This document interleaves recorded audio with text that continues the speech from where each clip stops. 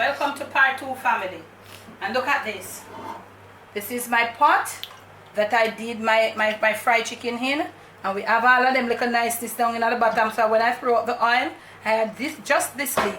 These are like some little what do you call these? Like little crumbs like from the fried chicken thing. And so we have this little oil leaving there. You use your oil of choice. Flavor train, I'm going to be using this. So we have the thing there. We have a thing right over here. We remove the towel and look at this. So we have the oil. Use your little oil of choice. Use what you want to use. So we're stirring up. And this is what we look like. And let me tell you something, family. If you smell the smell of the herbs that coming out of this, you'd say something different. Come now. Right in. And you're supposed to be hearing a sizzle. I want to scrape out everything out of this. I don't want to leave nothing in this, you know. Flame up. And look here. We left this out for about 2 hours and we never put it in a no fridge, you see? All them herbs and something that I put in there. I didn't leave it in I didn't go into no fridge. Okay, this is a real kitchen. So yeah, I forgot here them holy pan and panya. That's how the real kitchen goes, baby. So I left it right on my kitchen table. And you're putting it down in there. And this is what you want to do. I eat, and at this point, you know your kettle must get it so boil. See the steamer come out of it, your kettle should be boiled. I eat now.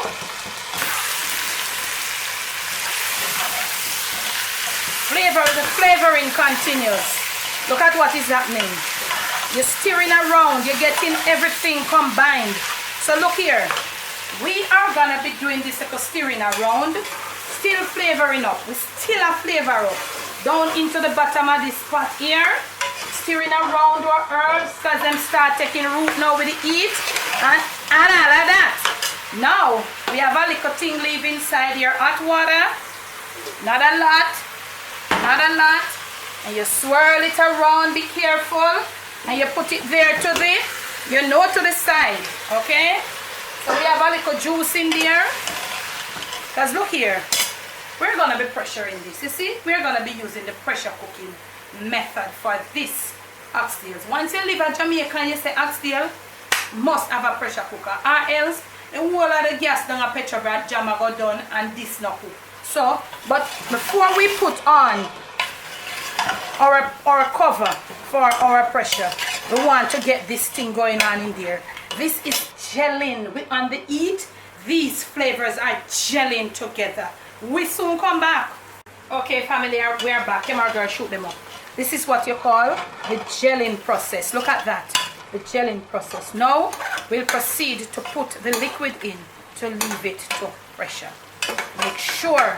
Make sure it's to the side, all the way up to the ice point, and we are going to be pouring in. That is about a cup and a half or maybe 2. Look at this. No more than that. Look at this. Camera girl, shoot them up. We are using the pressure cooking method, family. And when you're using the pressure cooking method, the water must just barely.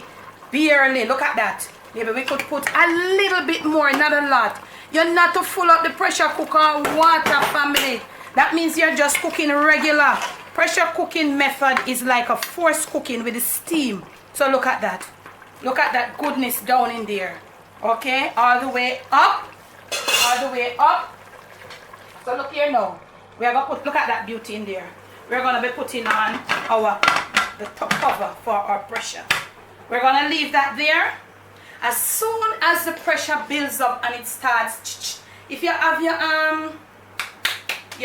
that electric thing there, that the electric pressure cooker, that's the one I'm talking. I can't remember the name. Instant pot, you can use it, but look for the instructions and how you have to do it.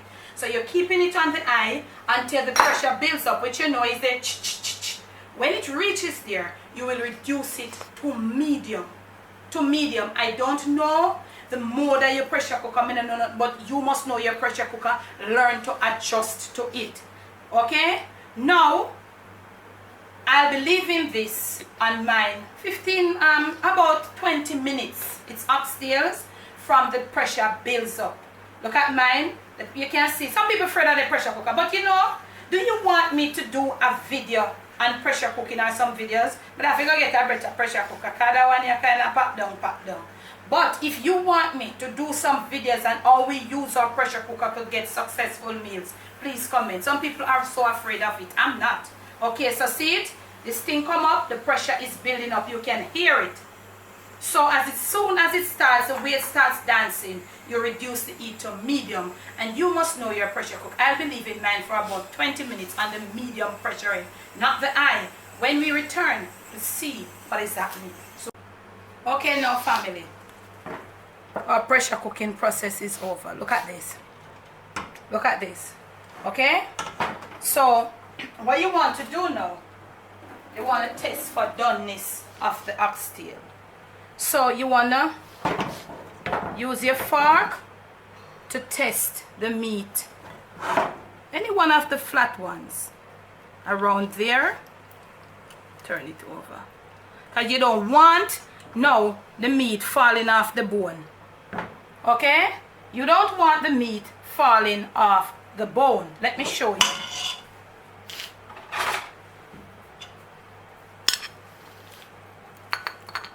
You test with your fork and you see it's ready.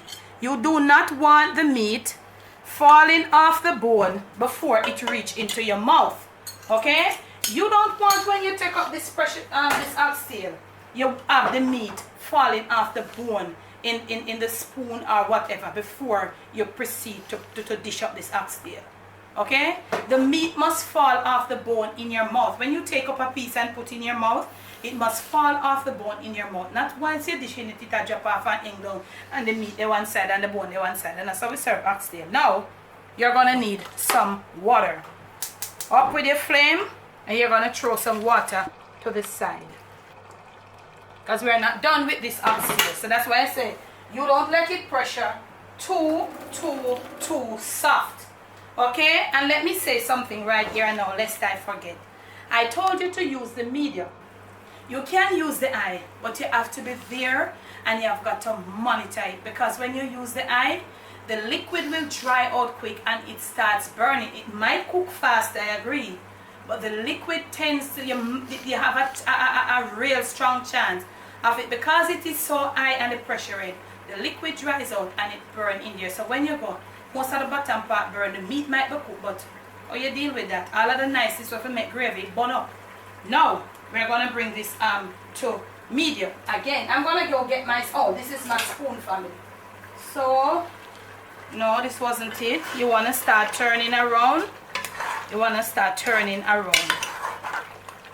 We have right here some homemade beans, broad beans. We're not going to use all of that, but we have it done ahead of time. So look here. I saw you look inside of your pot now, you know. So you're going to have to can just cook down some more upon the stove. So you still have time to get that, you know. So the very first thing we want to put in some Worcestershire sauce. Oops. Made a mess right there. Put in some Worcestershire. And maybe we can go up some more with we eat. It is a must that you must put in some ketchup. If you don't want to use ketchup, use what you like, or I'm going to do a video and show you when you have whole heap of tomato, you can make some nice tomato something. And you won't like the ketchup, but for me, I put in some ketchup and I put in a reasonable amount of ketchup. Put in the ketchup to your liking. The ketchup will give it some body. The ketchup also has a little sweetness in there. So, look at this. The ketchup also has a little sweetness in there. Okay? I'm going to be putting in just a cork full of this apple cider vinegar, because the ketchup have the little sweetness, so the little sweetness in the ketchup will balance it out. Up a little bit more. Gonna be pepping it up with a little fresh garlic flakes, and you could also grate another peg or two of garlic.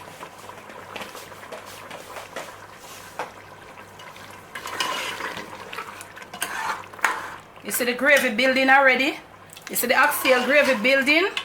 Okay, I have here some sweet chili You can put what you want instead of sweet chili. You can also put some oyster sauce. Put some oyster sauce. If you put the sauces, you can put some steak sauce. I am also going to be putting this. A little piece of margarine. If you want to put your butter, if you don't want to, you don't have to. Look at this. Look at this gravy. You must have the oxtail gravy like this, okay? So, I could go and gel. You can put a little bit more water, not a lot. So look at this. We don't taste for flavor yet, and we don't see a taste for salt perfection yet. Okay, you all family? So this is the time for us to taste for salt perfection. Make we get the flame down a bit, because me want to taste if me need extra salt, because we use things that, let me give it a few more stirs to get that little nice butter something there come right in inside of it, eh? Yeah man.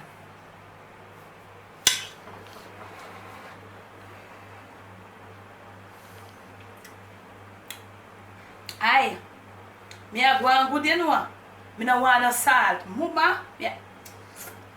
Sink. Me a go and good, you know. No salt. I don't need any salt. Herbs, blended, nice little peppery taste. How they do? Up with the flame. We are gelling in. Now, the flame up. We have to put in the bean. Now it's time for the beans. Papa Jesus, put as much bean as you want. Come and say the bean are gonna make it thick to you, na mama. Yes, sir. Put in some homemade broad beans. I never use no butter, just regular broad bean. And we never cook it with a lot of salt. So put in as much beans. I think that should be good as you want. You got the beans going on. And the beans are cooked, you know. So you got your beans going on. Oh my God. Whee. No, sir. Papa Jesus. Hello. Aye, put the camera up on my camera. A long time, I don't put the Oxtail in the family. I don't lose my touch, you know. I swear to God I lost it, but I've not. Look at this. Make we get the flame up now. Look here. At this, everybody after, you know, the richness of the oxtail gravy. This is what everybody is after. The richness. Look at the color of the oxtail. Aye, that's why I say do not use the browning. The browning make it get to too much of a ugly dark color. Don't use the browning. Okay? Look at this. What we are gonna do now, we have everything locked, you know. Now make the bean then mash out, you know. We're gonna turn it down to low, and we're gonna go right now. And we're gonna be covering this. Just let it simmer. Just let it simmer. Simmer, simmer. And for about 5 minutes, when we return, we'll be plating up this highly requested video on the Jamaican cooking journey. Okay, now family, it's about that time. Camera girl, shoot them up now. Look at this. This is how it must be after you put in the beans. It not stick, don't stick down in the pot. So we can turn the flame off. Don't let it stay until your beans mash all out. Make sure you have your beans intact. Look at this. Look at this. This is, look here. A lot of people don't understand. This other thing with the oxtail, you know, that gravy there. This gravy, this is the gravy where the oxtail must finish with. Let's go plate up some and return, family. From my kitchen to yours. From my Jamaican kitchen to your family table, to your plate, to your stomach, and most of all, to your Christmas dinner table. Please do enjoy.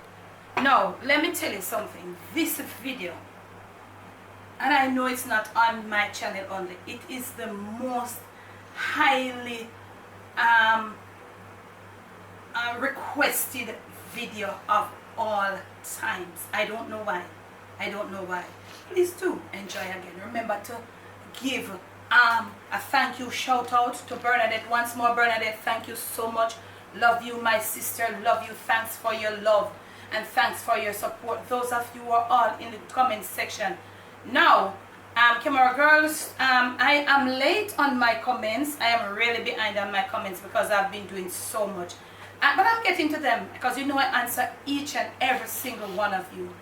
I'll be getting around to my comments, but for right now I'm just behind. Camera girl goes through them and she said, Mom, there is this comment in there that you need to say something about on the channel. It is camera girl, can you remind me of the name? Ali Mellis. He's a gentleman.